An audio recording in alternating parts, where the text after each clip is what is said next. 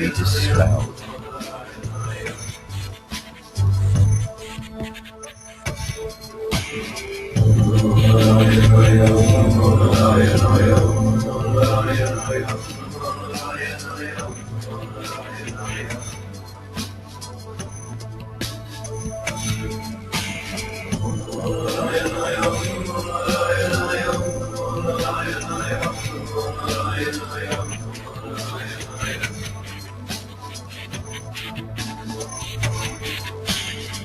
Let all pain, suffering be dispelled.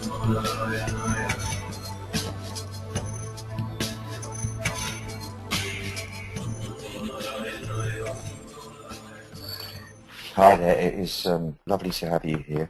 It's lovely to be here with you. The chant there, Om Namo Narayana, is it's a chant to Narayan, who is Orion, which is the constellation whence most of the ancient cultures have it in their mythology or legend that we've had visitations from alien races who come here to do whatever they come here to do, but these ones to give us the sort of jump starts into the next stage of our technological genius and so on and so forth. Whether you believe that or you don't is irrelevant, but the actual chant itself is used to bring peace. It's a chant for peace. Now, we have to look at the situation as not in the dialectic sense that we're used to, which is it's either peace or it's war. We have to understand to move to the next level, the trialectic level, which is that it's not one or the other, it's both. And so you'll observe that throughout human history there's been varying degrees of peace, as in people living in relative harmony with each other, and simultaneously there's been an amount of violation going on, violence, war.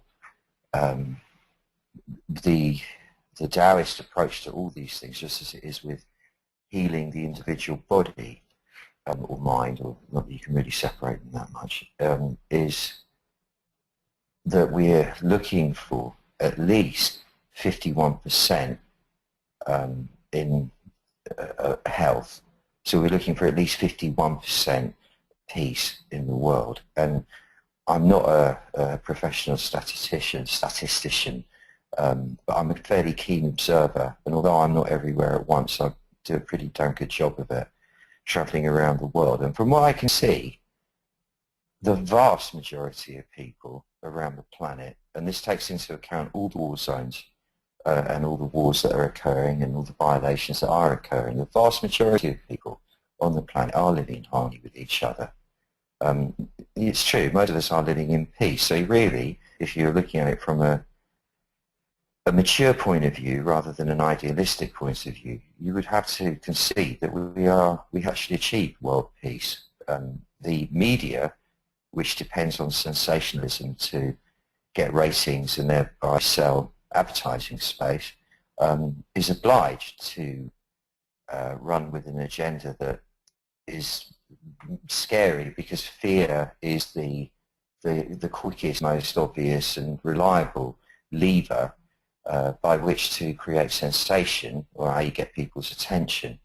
And therefore, any violations of the peace are amplified, and this makes them seem much bigger than they actually are. This is not to in any way take away the significance and the awfulness of what does go on, or is going on at this very moment. Nonetheless, it is blown out of proportion to a large extent. Then we have to look at the mythology underscoring our Western culture, which comes from our creation myth, which is the Bible, which has it that there is inevitably going to be Armageddon. That's written into the code. So we have that as that's like an affirmation. It's like, that's going to happen. That doesn't necessarily mean, because it's written in a book, that it is going to happen. We each do actually have a choice whether we're going to adhere to that template or not. Now, I'm not wise enough to know whether that template is so deeply ingrained in our circuitry that it's impossible to override. I'm not wise enough to know whether the people that wrote that stuff in Revelations were actually receiving true revelations or were just deluded. I have no idea. I do know that that runs very deeply in my own circuitry. Yeah, I also know that I have the power, just as you do, to influence, let's say, if not totally create, because I really don't know anymore, but certainly to influence the flow of events, to influence the atmosphere of events. And personally, as a healer, having notched up about 1 million treatments so far in my life, I have actually out of that done or been party to quite a large number of what we call healing miracles, where people who were diagnosed with fatal diseases did actually recover, including myself. And therefore, I do know that it's possible to change the illusion, because all of this is an illusion. You've got to remember that. This whole thing that we're experiencing is a vast, complex trick of the light. While we're in it, and this is the point of illusions, good ones anyway, it is as real as steel.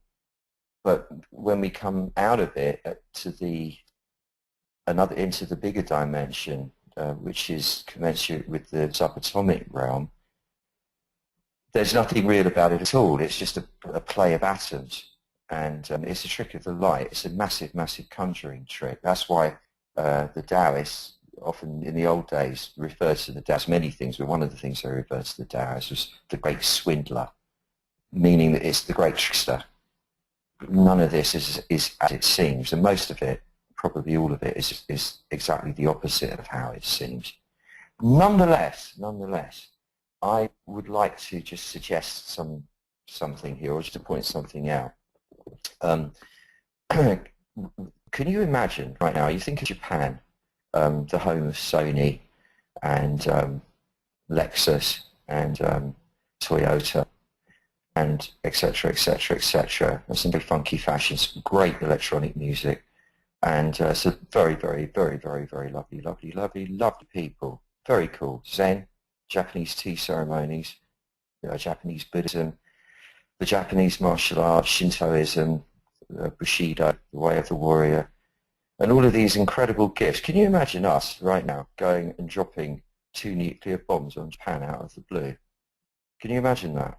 I mean, how absurd that would be. It's just unthinkable, isn't it? And yet, with a different paradigm, go back 70 years or whatever it was, in a totally different paradigm, a different set of conditions, that was a feasible thing to do, apparently, because it happened. Now, the same, well, not the same, but a possibly parallel situational paradigm is evolving, or has evolved in the world now.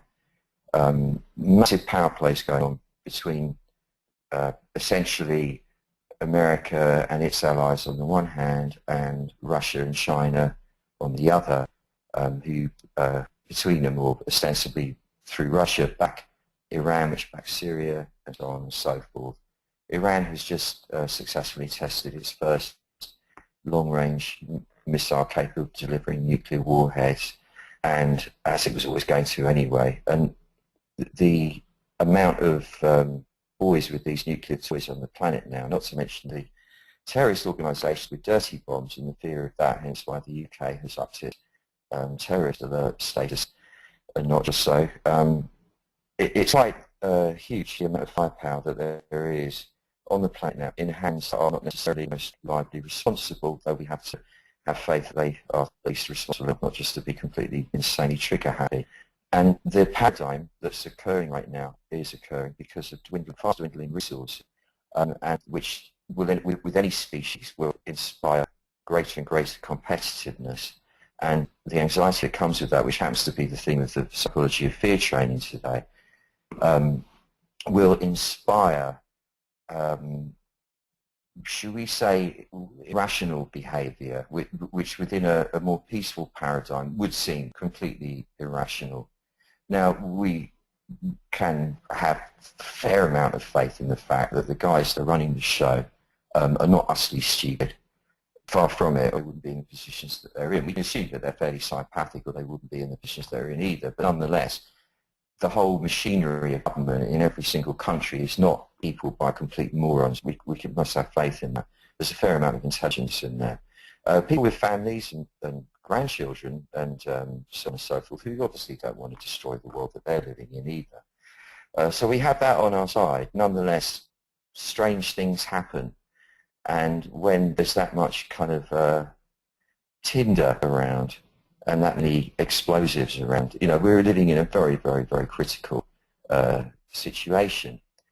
This is not to mention any of the other probably far greater dangers that we're facing from climate change and virus spread and food crises and water crises and so on and so forth. But let's leave that for now, because what we're really looking at here at the moment is a critical situation where you've got two guys standing outside a bar about to have a fight with each other, each of them with their cohort of supporters, not quite sure whether to try and pull them back or to let them go. And the chances are nothing will happen. If it does, it will just be a little punch here and there and settle down. But we don't know. And what we can do, we can't directly influence that. We can't directly go and speak to those unless you know anybody and you have a chat with them. I don't know. Even would that really make any difference? I don't think so. But what we can do is we can, even in our relatively small group here as we gather around the world, influence a paradigm shift. A paradigm is a context that we agree to believe in.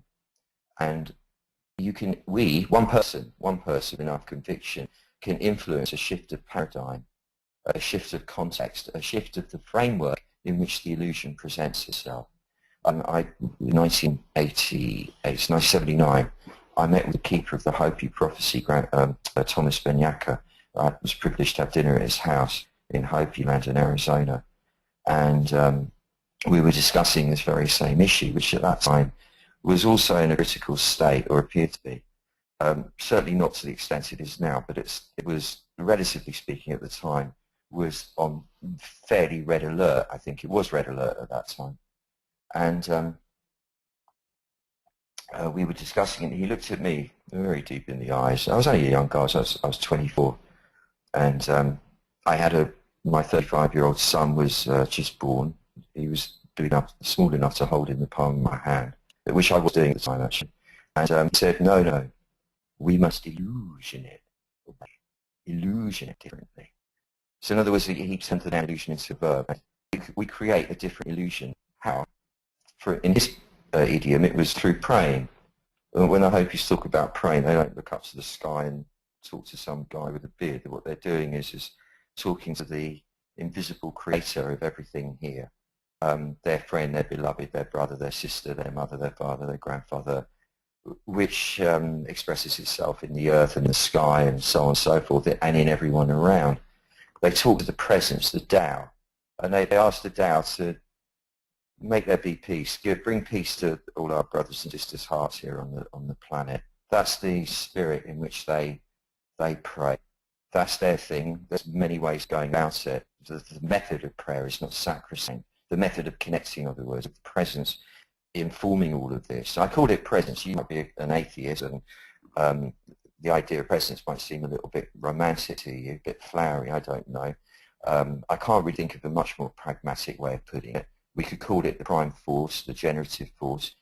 We can call it God, we can call it Tao, we can call it Roger the Rabbit. It doesn't really matter what we call it because it's ineffable. The names are just pointing to something that can't be defined or described anyway. It's just too big. But we can also assume that we're not separate from it. We are expressions of it, as is everything, from the smelliest turd in the unflushed toilet to the loftiest temple on a mountaintop, from an irritating mosquito biting your leg to a beautiful llama running in a field in Tibet. I don't mean a Tibetan llama, actually. I mean the what she call them, the cattle things, four-legged llamas, or an eagle, whatever inspires a sense of grandeur in you. All of this is an expression of the same the same one presence. And if any one holographic constituent part, one nexus of consciousness and light, i.e. you, me, anyone, with enough clarity and focus, wills for peace, wills there to be an easing off of tension, wills there to be a return to accessing our innate collective wisdom, tolerance, love, respect, and appreciation of each other, albeit that it feels a little overcrowded, a little bit of elbowing and argy-bargy going on. If one of us, just one of us, can do that with enough conviction, it is guaranteed that there will be a shift. If two of us do it, that power will be exponentially multiplied. If a group of us like this all the way around the planet, crossing all time zones, come together to do it, we are sure, we can be guaranteed that there will be an effect. Now, what that effect will be, I have absolutely no idea. I've long given up any childish, idealistic conceptions about how things do develop, because I haven't got a clue. But I do know that over a period of time, things work smoothly and harmoniously, albeit cruelly at times, and well, all the time actually, at some level, because that's how nature is, and we will be adding to the power that makes this whole show continue at least a while longer. And that really is the thrust of today's session. And for all of us here who have the courage to actually face this, as we're doing now, rather than ignore it, avoid it, pretend it isn't happening, distract ourselves by going off and buying things or getting lost in our plans and ambitions, as we all do, and are meant to do as well. That's part of the human way of being. This is constitutes a valiant, courageous act of service, and the rewards for it will be not only the grand reward of actually witnessing over the next few days, perhaps. As I said, I don't know. I can't say how these things pan out in real time, but witnessing an influence occurring that will cause there to be an easing off of the tensions, and it only needs a few degrees of easing off. It doesn't have to be some massive swing. Just a few degrees of easing off, so that there's not quite as much bravado and machismo being displayed in global rhetoric. Of course, what we're getting is just obfuscation. It has to be. The business of true power mongering and manipulation goes on behind the scenes, of course, even the people who are involved in it. If any game require playing it with your cards close to your chest, it's that one. So we're only getting kind of weird snippets of disinformation most of the time. But if you do spend a consistent time over a period looking at the story, you can get the gist of what's occurring. And it's essentially, most of it all comes down to money, energy, as in fuel, and land to grow food for survival. That's essentially what it's about, resource grab. And this can be governed, again, by wisdom that says, let's collaborate rather than dominate and destroy and plunder. Let's collaborate and cooperate, because when we do, there's definitely enough space and resources to make this whole show work. But this will take time, and it will be messy, because there's a lot of people with a lot of vested interests who aren't just going to suddenly let go. We're not living in a world of saints, after all. However, we do have a growing influence of the yin, the feminine. This was what was attributed to the shift in what was it, the winter solstice in 2012, that the acceleration in the growing power of the yin, of the feminine, is what we're privileged with now. And the feminine mode is one of collaboration, one of cooperation, one of nurturing. It's collectivistic rather than individualistic. It's not that instead of the yang, which is the dominating, thrusting, plundering, let's get it at all costs, objectivistic approach. There have to be the both. Yin and yang have to work together. But the dominance or the predominance of the yin is what we're promised with now. And that is really where we're coming from here, because we're not talking about destroying anything. We're talking about nurturing here. It's a softer power, but it's no less powerful for it. And when we're looking at the world of humanity, officially it's 7+ billion, but unofficially, apparently, it's more like 10 billion people on the planet. It's a lot of people, 10 billion people on the planet. We have to discard the illusion that we're separate from each other. This is just for the purposes of this satsang, which if you've not been before, by the way, welcome wholeheartedly. If you've been before, welcome wholeheartedly. Forgive me for being repetitive if you have been before. Satsang is a Sanskrit word meaning coming together to sit in our truth, in our collective and individual truth, implying that we drop our masks, we drop our parading and impressing and pretense and disguise, we drop the personality altogether just for a short while, and we sit together in the presence of the present. This is the idea of a satsang. And we're looking now at shining the so-called golden light of healing on all of humanity, on the whole human family. Now this golden light of healing is metaphorical, of course. The Taoist system works with intentionality and energy. In other words, mind focused on an intention supported by, or rather mind focused on with intention, with intent, mobilizes qi, which is psychoactive energy, towards a certain outcome. And one of their many metaphors used to describe this, and one of them is the golden flower. And or really more precisely, the golden flowering. So what happens is that the individual attains to a state of deep relaxation, and in that state of deep relaxation repositions their internal presence, psychospatially speaking, in order, and according to ancient Taoist precepts, in order to connect with or merge with, or at least dispel the illusion of not being merged with, the great presence, the Tao.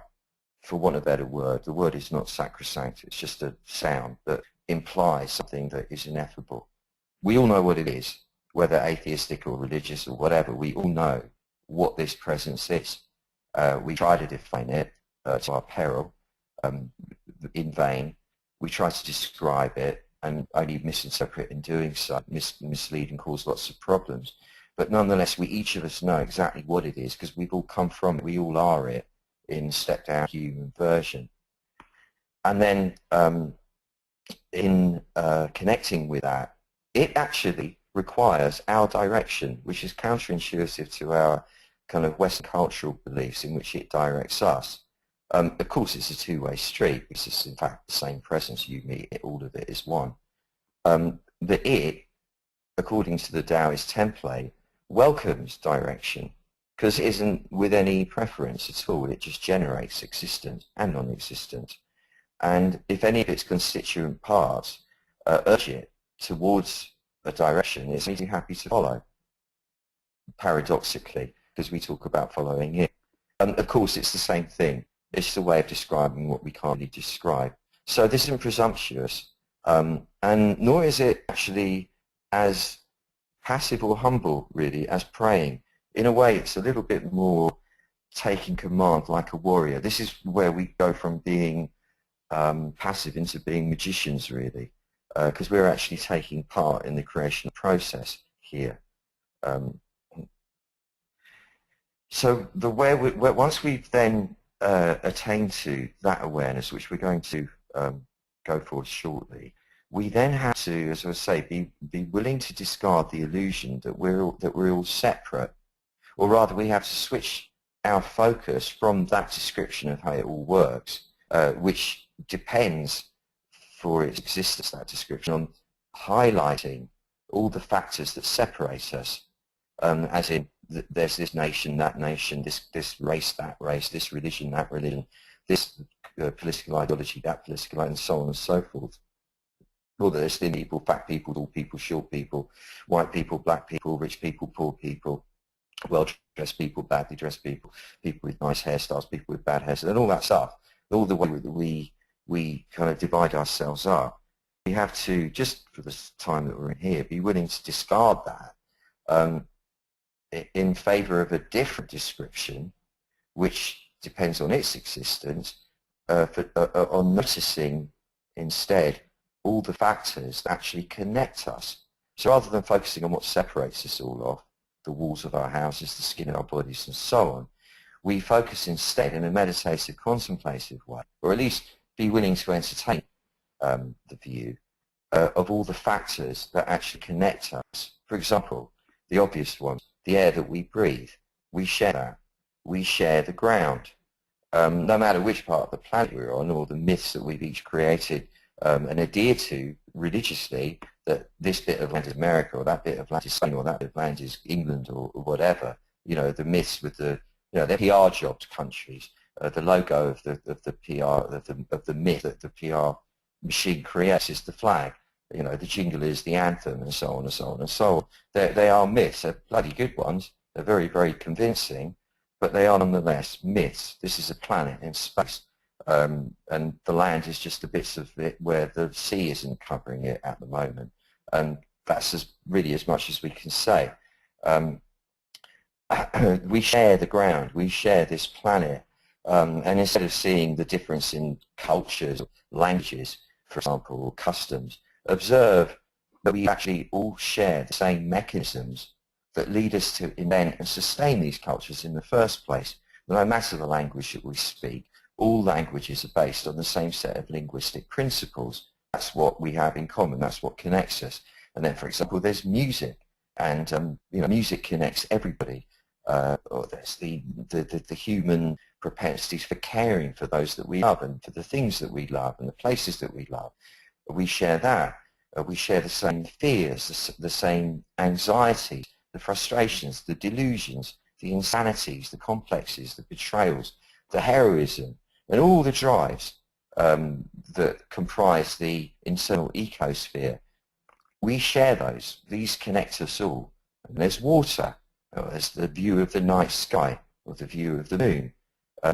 We share the same tempo of 66,000 miles an hour orbital speed and 1,000 miles an hour axial speed, spin speed. And there's the fact that we all come from our mother's wombs, and that we were all initially conceived by our father's sperm, fertilizing our mother's egg, with or without IVF. And that we all grieve when we lose those that we love, and that we all swell with joy when we see or experience life working beautifully, and that we all die eventually, that we all suffer, and that we all know we comprise an expression of something ineffable and invisible, some call God, some call Tao, etc. We all know that we have that in common. We might have different ways of expressing it, different religions, different spiritual paths, and we might appear to be in competition with each other, but essentially we all have these things because we're all trying to somehow explain the very same inexplicable phenomenon. And indeed, even the epidermis, the skin, which we assume separates us all from each other, when you examine it under a microscope, you'll find it has far more space in it than anything resembling solid matter. So even the skin is not really the separator that we believe it to be. And not only that we are all intrinsically connected like this, but that we each represent a holographic version of the entire human collective.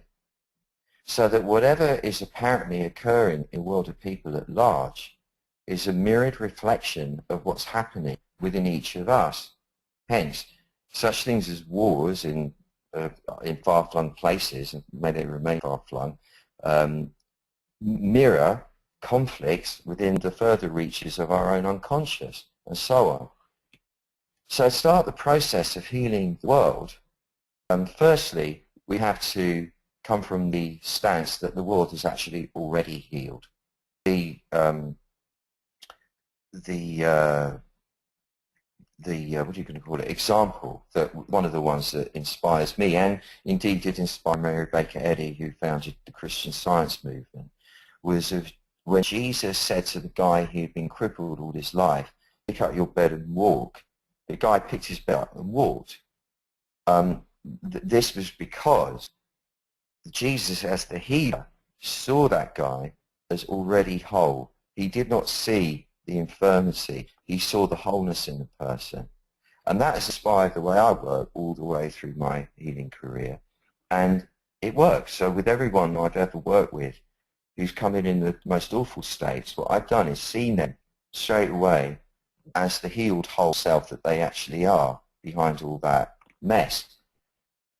And bit by bit have transmitted, either telepathically or verbally as best as I could, that vision of them healed and whole to them, and by, with the requisite nursing, because that's essentially what healing is, they would conform to that vision.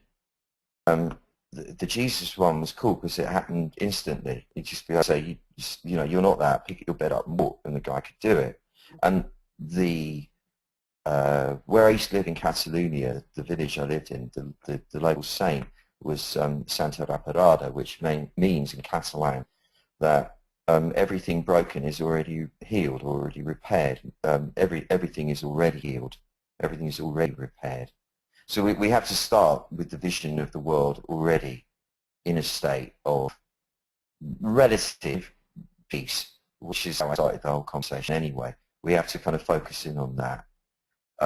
And to do that, we have to actually adopt a position of wholeness within ourselves first.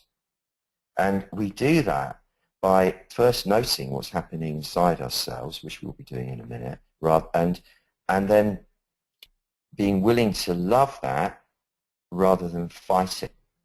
So, for example, if you're feeling tired, the tendency is to go, oh, I feel so tired, I really must wake myself up, or I really must do something to stop feeling so tired, or oh, I wish I didn't feel so tired. Instead of which, the Taoist approach to achieving wholeness in that instance is to say, I love this feeling of tiredness, because this is how the Tao is expressing itself in me at the moment. Rather than fight this feeling, I love this feeling. You'll notice that as soon as you love the feeling, in other words, as soon as you open-heartedly accept the feeling and not reject the feeling, it goes away, it vanishes. The Tao goes, thanks for noticing me, and it changes itself into neutron again. And this is, of course, based on the knowledge or the stance that everything, including all the pain in the universe, including even mosquitoes biting you, are merely the Tao in fancy dress, that all phenomena manifest are actually the prime cause of all phenomena at the subatomic level, wearing fancy dress, wearing a disguise. The good, the bad, the nasty, the wonderful, all of it is the one Tao expressing itself. Once we've merged then like that with the whole in a state of acquiescence as opposed to resistance, we can consider ourselves to be relatively aligned, and we can presume to shine the golden light of healing on the world with effect. But also, we also have to acknowledge that when I say the world, when any of us refer to the world, we're only referring to a version of the world. We're referring to a description of the world that each of us is confecting, which probably bears a fair resemblance to what's going on, but it cannot possibly be a true description of everything that's going on, because there's too much to be going on rather, to actually be describing it to ourselves realistically and fully. So we're really all of us talking about a version of the world, but that's good enough. That's as good as we're going to get it. The subjective, we're never going to get to objective. It's not possible because we're in it. And in it, we affect the experiment, hence it's subjective, all it can be. If that all appeals to you, and you're ready to start accessing, playing with the golden light together, this would be the moment. to divest yourself of the usual or familiar habitual state of being you, just for a moment, and be sure that you'll be able to get it back at the end without any trouble at all. And let your eyelids lower pretty much all the way. If you can at least slit at the bottom to allow some light through to keep your brain awake, that would be good. Sitting is recommended, not lying, or standing. Vertical, perpendicular to the ground is best, because then your spine serves as an antenna for the heavenly consciousness. And get a sense of your skeleton and just be that for a moment. Let go of everything else about you. All your habitual references about who you are and what you are, just let them all go, just be a skeleton. Because for sure, you can't argue with that. If you were to analyze what you were, in fact, if you were buried and was cremated and 100 years from now you were dug up, that's pretty much all they would find of you, would be your skeleton. So we can depend on the skeleton for some sense of material reality at least. And just be that, just be the skeleton right now. You got your spine, you got your shoulder girdle, you got your pelvic girdle, you got the rib cage, you've got the legs hanging off the pelvic girdle and the arms hanging off the shoulder girdle, and the bones of the arms and legs, and the feet and the toes, and the hands and the fingers. You've got your skull, which is comprised of 66 bone, and here you are, skeleton. Wonderful. And the skeleton, it was a piece of art on its own. I think as the artist, unless you were a bit of a perverted artist, would want to give it as much kind of presence as possible. So you might want to have it in a position, but you probably want to have it as expanded as can be, so that the viewers of your art piece could see what was there. To wit, as the artist, you'd want to elongate the spine as much as possible, and you want to drop and broaden the shoulder girdle. You want to raise the breastbone, and you'd want to let the hips or pelvic girdle broaden as well, because this way you have more breadth and more height. So there's more of the art piece. So you could imagine that the artist right now is putting a suction pad on your crown, and is pulling your crown, or the tonsure, the top of the head, upwards towards the ceiling. And that is giving the spine more length, especially notable at the back of the neck. The artist is pulling the spine straight, left, right, front, back, so that you're kind of as perpendicular to the ground as can be. And you can visualize the artist going behind you, the skeleton, and pulling the shoulder girdle down so that the shoulder tips around the ears, and pulling the shoulder tips away from each other to give more breadth across the thorax. And then you could imagine the artist putting their hand on your breastplate, your breastbone, just sliding it upwards and forwards a little bit, like pulling it upwards and slightly forwards as if it's directing it to the base of your chin. That's going to give your chest a little bit more expansion, but without arching the spine in the back area. And then you could imagine the artist getting their hands on your two pelvic bones and pulling them away from each other just a little bit, just to give there a bit more breadth in the pelvic base there. So now that the skeleton has been arranged optimally, and of course this is just done with the mind, or done by the mental inner artist, as opposed to done with force, you can now become the flesh as well. So consider all the muscles of the body, from the top of the head all the way down to the soles of the feet. Many, many, many, many muscle groups, and all connective tissue around the muscles and between the muscles and the organs, and the actual fabric of the organs themselves, as well as the fabric of the blood vessels, of the nerves, and all the rest of it. And allow all the flesh of the body, the meat of the body, to soften. I mean, heaven forbid that you should ever be offered as a meal to anybody, but if you were, you presume want to be offered up, graciously as possible. You'd want to be tender, wouldn't you? You want to be a bit of tough old meat. And, this is you being offered up as a meal. Let yourself be tender. No, don't be hard, like an old piece of meat. Be lovely and soft, like a young, fresh piece of meat. So let all the muscles soften, because that way the juice, the blood, the fluids, the energy can flow freely throughout. When the muscles are hard and rigid, it can't. That eventually leads to calcification and death.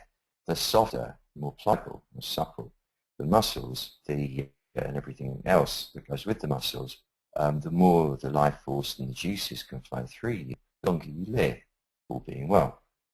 And you'll already be feeling a lot more fluid and supple overall as a result of doing this.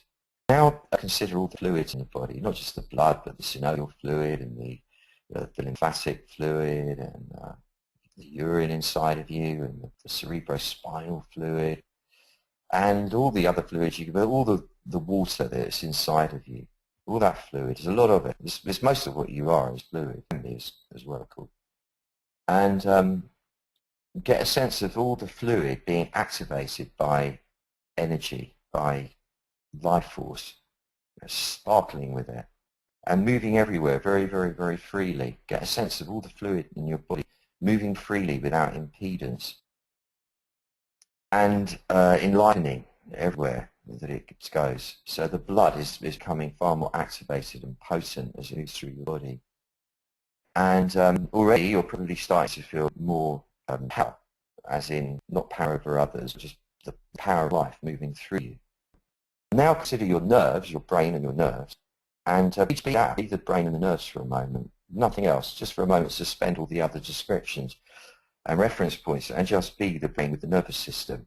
Imagine that, how bizarre that would be. But in fact it's on one level exactly what you are. And activate the brain and the nerves just by being aware of them. Let them come alive and all start jumping to life, and where the nerves were squished and deadened, let them spring back to life. Where the other nerves were overactive as a result and causing pain, let them ease off so that the flow of nervous energy is much more uniform and consistent everywhere. And then around all of that, the bones, the flesh, the fluids, the nerves, there's the energy sheath, the energy field which you see, albeit invisible, is nonetheless the most powerful expression of who you are. And this is the reason that acupuncture works, for example, because it addresses directly the energetic level, and it's therefore one of the most powerful forms of medicine known. The energy is not just kind of mindless, as you might think it is. Energy is imbued with consciousness. Energy is supremely intelligent. That's what Qi means. Motion plus intelligence. It's primordial motion plus intelligence. And that's what Qi is, and that's what you're existing in. You have your own personal sheath of it, your own field, which exists in a different dimensions to the physical, as well as the physical plane, and is therefore can be experienced as something far bigger than the physical body. So if you want to measure it, you could imagine it's extending 6 meters or so in every direction from your spine. And also throughout your physical form, there is this energy flowing. And just for a moment, divest yourself of all other references and just be the energy, which at some level is exactly all you are. Just be the energy for a moment, and as you focus your attention on being just the energy will be activated. Your field will be amplified and intensified. And that's a really good thing to do before any metaphysical intentions we're about to make. Now, within your field, there is this physical body, and inside the physical body, what's been paying attention to what I've been saying is your presence, the inner presence. Now, as you know, the inner presence is usually shut up in front of you to get a little bit of a closer look at the world going on around you. Just for now, allow your presence to flow backwards instead. I guess is one of the main precepts of the ancient Taoist system, is rather than rushing forwards through life, eventually into death, the idea is to flow backwards instead, because that makes you younger as you get older. And just as when you take off in a plane, the G-force on the runway thrusts you back in your seat.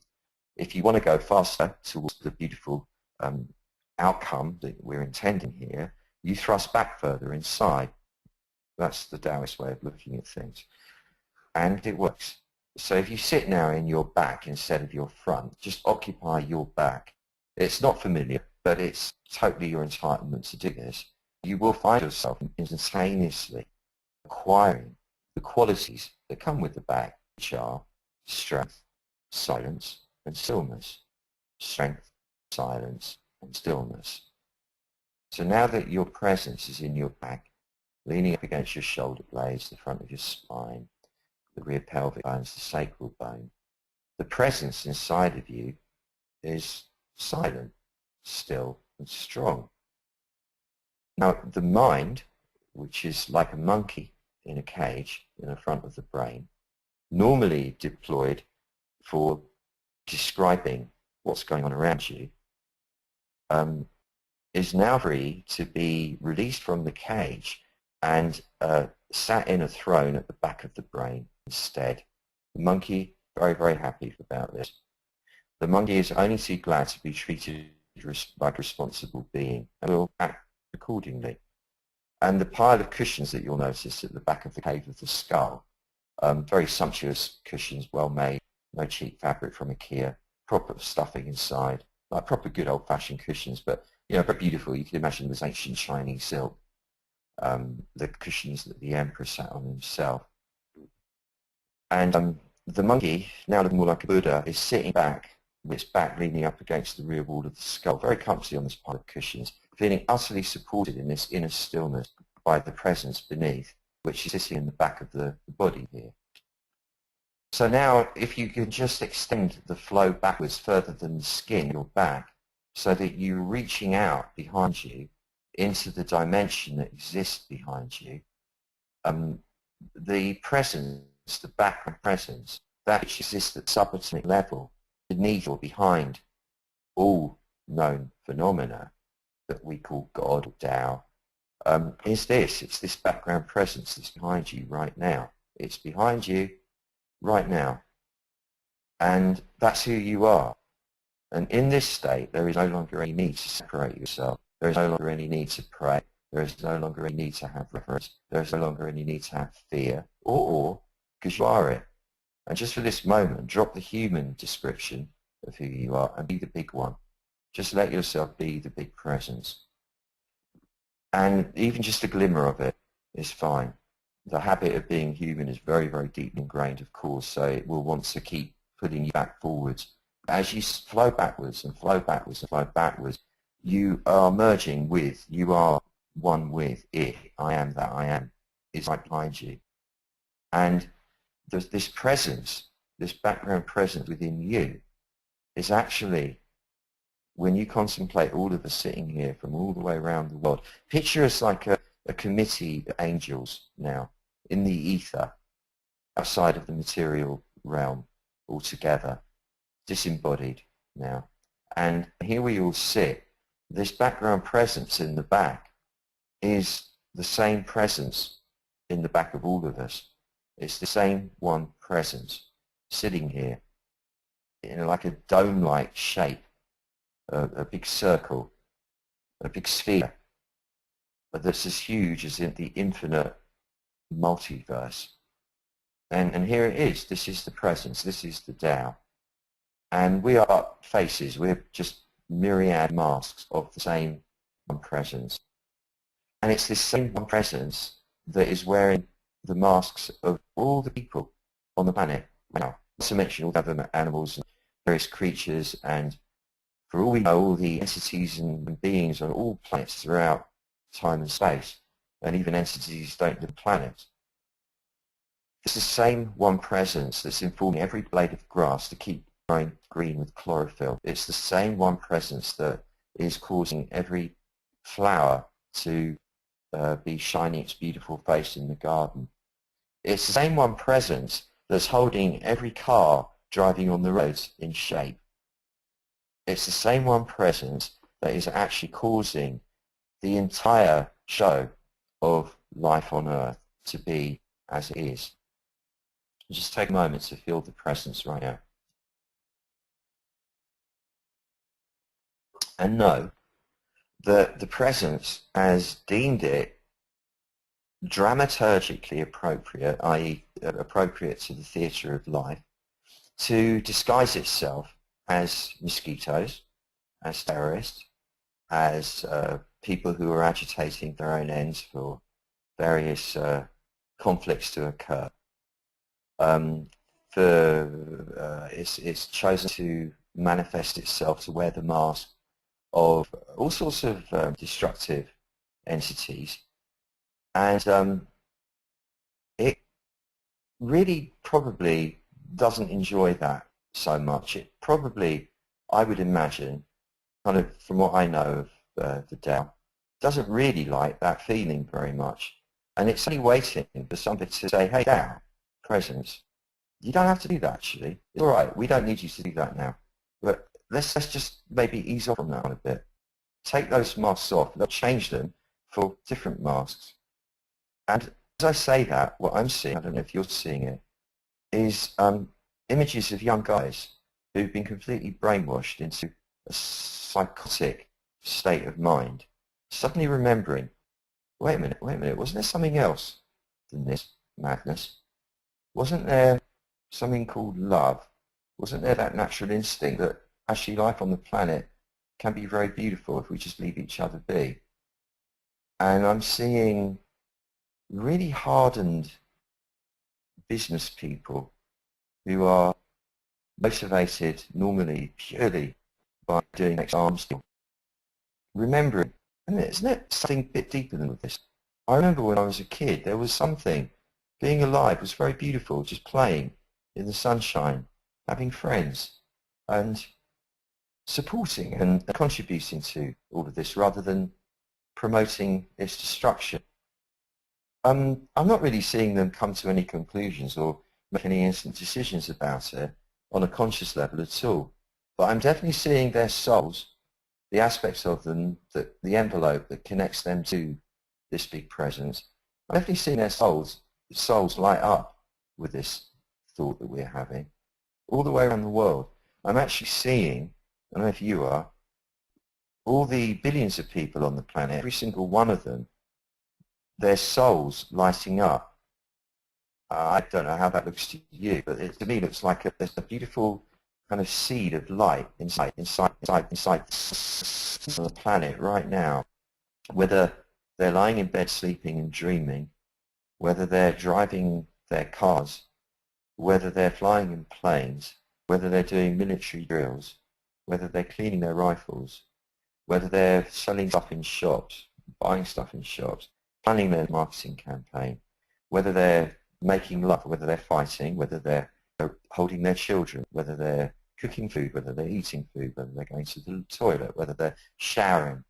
But whatever they're doing, I'm actually seeing the souls of every single human, whether they're just being born, whether they're about to die. I'm seeing every single human on the planet right now lit up in the core, their souls lit up, bright, golden. There's this huge, bright, white gold light shining in the heart of every single person on the planet right now, without exception. And it runs completely counter to what some of the people are actually planning on doing today or now. However, the power of this golden light is so huge and unstoppable because it is actually the light of the Tao itself, of the big presence itself. It's so unstoppable, and the Tao so wants to balance itself. It so wants to return to a state of peace and harmony. It so wants the innate qualities of wisdom and tolerance and common sense to prevail. That's somehow irresistible for everyone. Somehow irresistible. That this seed that we're planting right now must inevitably take root. How long it takes to do that, none of us can predict, but we can be sure that this is actually happening. And with each of us, if we now return to ourselves, if you now return to your sort of reference point of you as an entity, as a nexus in the continuum, feel yourself blessed similarly. Feel yourself right now with the very core of your chest lit bright white gold, not in a brash way, it's not strident, it's deeply subtle and yet completely and utterly insistent. It will not be stopped. This is the golden light of the Tao itself shining deep in your core, right in your soul, the envelope that is what connects you to the big one. And it's shining in you. It's unstoppable. and it's reaching to every cell in your body and every cell of your mind, so to speak, and extending out from your physical arena into the description of the world around you that you subscribe to, into all aspects of that description, the aspect that governs your relationships with those around you, the aspect that governs the flow of resources in your life, the material resources, the money, the food, the shelter, the rest of it, that governs the aspect that governs the flow of opportunities, the serendipity in your life, the aspect that governs your physical health, your mental stability, clarity, perspective, and all of them, all aspects of your life are being suffused by this irresistible, unstoppable, insistent, deep, gold-white light. And that is who you are. That is what you are. So as you remantle now, as you come back into the so-called everyday waking state, you do so knowing that this body that's carrying you, that this reality that you're observing and perceiving and describing is merely the mantle, the dressing, the description, that the reality is this golden light of the Tao. That's what you are, and that's what you carry, and that's what will grow. And it's that will magnetize a slew, a veritable slew of blessings your way this week, not least of which will be signs that the conflict, the yeah, is going to start calming down and turning into, that's better. Isn't it nice to be able to talk to each other sensibly again? There will be signs of this. May it be so. And now it's time to wriggle your fingers, wriggle your toes, wriggle your ears and wriggle your nose, open your eyes and bring yourself back into the light of day so that we can have the Q&A. I hand this over to Sue, our esteemed producer. Sue, tell them what to do. Hello. Hi. Okay. Oh, that went on a bit, didn't it? So we've got time for three quick questions and that's it. Okay, and we actually have 2 questions submitted, so if you would like... Right, we've got time for 2 questions. Okay. All right. So this first one is from David the Holy Man, and he says, re-feminine energy, would the world be a safer place with more female world leaders? Hey, Holy Man, how lovely to hear from you. It would really very much depend on the female world leaders themselves, I think. We have to not get confused between yin and female. What we're talking about is the feminine principle, and what you find is that women are, as they're coming more and more into their power, tend to lead more from behind, because that is their wisdom, and that's what we learn as men from them. I mean, the whole Taoist approach is very much based on the feminine. The Tao is conceived of as the mother of all things rather than the father. And the way of Tao is to lead from behind. So you'll find that the feminine tendency is to lead from behind in the sense of being in the back, being all-inclusive rather than exclusive. So it would definitely, we will benefit by there being more and more women who have found their power and balance, being in power. And this will happen naturally, I presume, over time anyway. For that reason, though, not because they're women, just because they are expressing that yin energy more naturally than men generally will tend to do, obviously. But in the meantime, it's not just one over the other. It's to do with the balance between the two.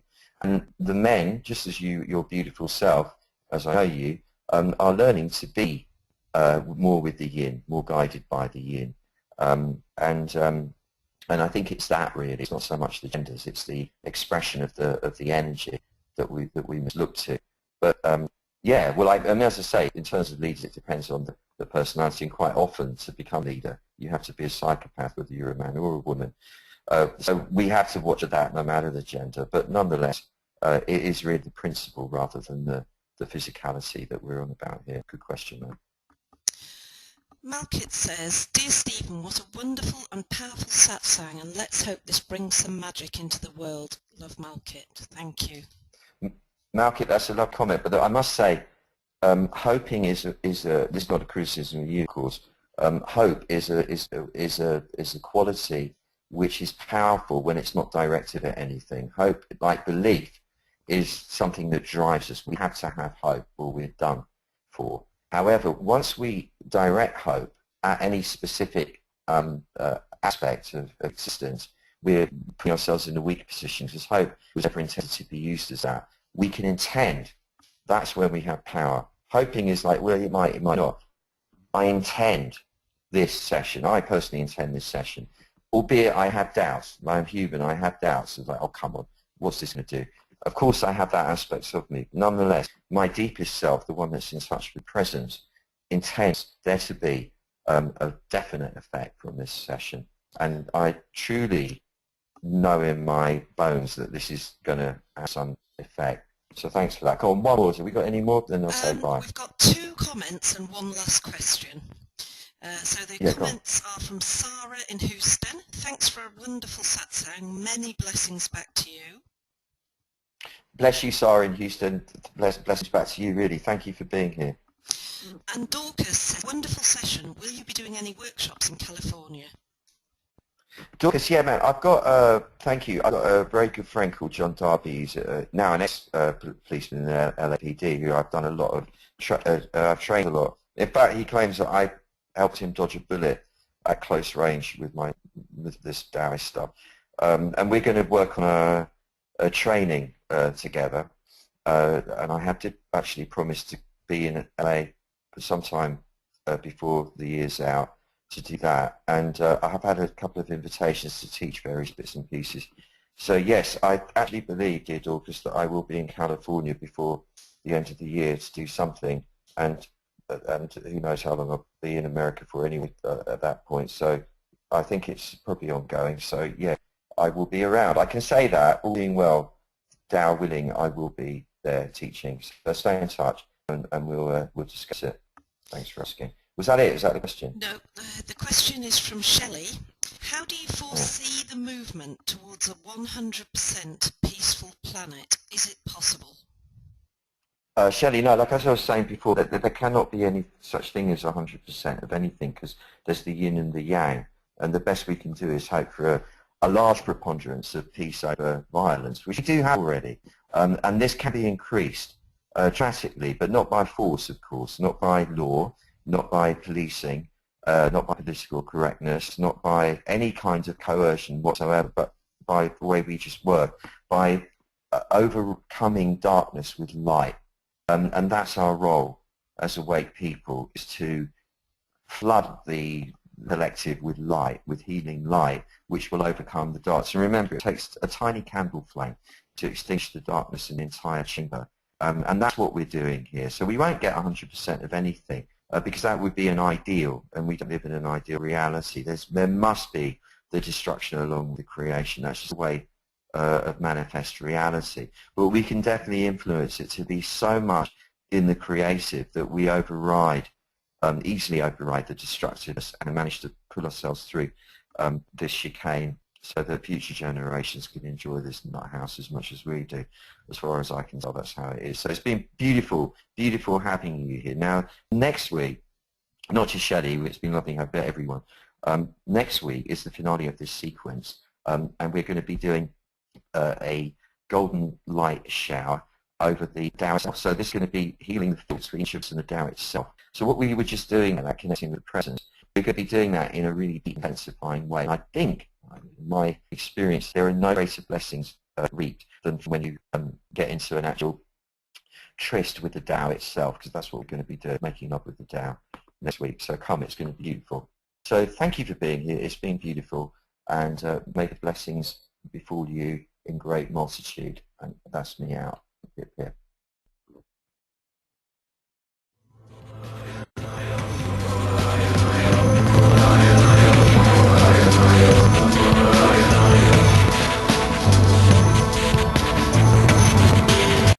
Level pain, suffering, expelled.